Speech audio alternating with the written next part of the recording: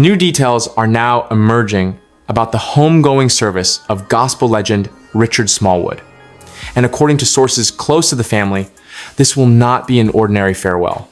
While the official announcement confirmed the date, time, and location, there are quiet preparations underway that many believe will make this one of the most significant gospel memorial services in recent history. From the atmosphere inside the sanctuary to the powerful voices expected to be present, this homegoing is shaping up to be a moment the gospel world will remember for years to come. Richard Smallwood, the globally celebrated composer, pianist, and choir director, will be honored on January 24 at First Baptist Church of Glenarden International in Upper Marlboro, Maryland. Doors will open at 9:30 a.m., with the service beginning at noon. Though these details are public, what has not been widely discussed is just how deeply personal, spiritually charged, and historically meaningful this service is expected to be. Smallwood passed away on the 30th of December 2025 at the age of 77, following complications from kidney failure while under care at a nursing facility in Sandy Spring, Maryland. His death sent shockwaves through the gospel community, not only because of his stature, but because his music had become the soundtrack of faith for millions across generations. But as the day of his homegoing approaches, attention is turning to what will happen inside that sanctuary and who will be there to bear witness. A homegoing unlike any other. Those familiar with the planning say the service is being carefully designed to reflect the very heart of Richard Smallwood. This will not be about spectacle, but about substance. Not about noise, but about worship. And not about celebrity, but about legacy. Still, that does not mean it will be small. Faith leaders, musicians, and influential figures from across the country are expected to attend, drawn not by publicity, but by reverence for a man whose music shaped how worship sounds in Black churches worldwide. While organizers have not released a full list of attendees, several prominent voices have already publicly expressed their desire to honor Smallwood in person. Georgia Senator Raphael Warnock, senior pastor of Ebenezer Baptist Church, has already spoken about Smallwood's impact, calling him a musical genius and a giant in gospel music. His words alone signaled the depth of respect Smallwood commanded beyond music, reaching into faith, leadership, and social influence. He was an inspiration to all who encountered his music, Warnock wrote. His songs got us through tough times, dark and difficult days. No grave can silence his voice. Such a statement has only fueled speculation about how many other leaders, pastors, and artists will quietly fill the pews that day. The music that will fill the room. Although one expected performance will no longer take place, the emotional weight of the service remains undiminished. The Morgan State University Choir was initially scheduled to sing, but due to space limitations, they will no longer perform.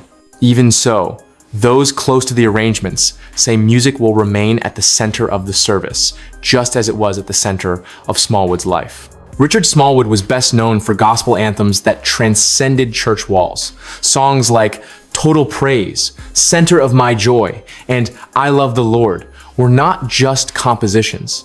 They were prayers set to melody. These songs carried people through grief, illness, loss, and uncertainty. Many expect those same songs to take on new meaning during the homegoing service. For attendees, hearing these compositions in the context of Smallwood's farewell is expected to be overwhelming. A reminder that the man who wrote them is now the very subject of the worship he once led. A family's quiet strength. In the days following Smallwood's passing, his family released a brief but heartfelt statement confirming his death and asking for privacy. The message emphasized not only grief, but gratitude. We are saddened to announce the passing of world-renowned artist, songwriter, and musician, Richard Smallwood, the statement read. The family asks that you respect our privacy during this difficult time, while helping to celebrate the legacy he leaves behind and the gifts he unselfishly shared with the world. That request for privacy has been honored, particularly as preparations for the homegoing continue behind the scenes. Those close to the family describe the atmosphere as solemn, prayerful, and deeply intentional. Every detail, from the order of service to the tone of the tributes, is being handled with care. The family wants the focus to remain where Smallwood himself would have wanted it, on God, on faith, and on the message carried through his music. Tributes that reveal his true reach. While fans often associate Richard Smallwood with church worship, his influence extended far beyond the sanctuary. Legendary singer Chaka Khan publicly credited him with transforming her understanding of gospel music, a testament to how his work crossed genres and generations. Richard Smallwood opened up my whole world of gospel music, Khan shared. His music didn't just inspire me, it transformed me. Her words resonated deeply with fans, reinforcing the idea that Smallwood's gift was not limited to one audience. He shaped musicians, worship leaders, and listeners from all walks of life. As tributes continue to surface, they paint a picture of a man whose brilliance was matched by humility and whose talent was guided by unwavering faith. Why this homegoing matters so much. In the Black church tradition, a homegoing service is not simply a funeral.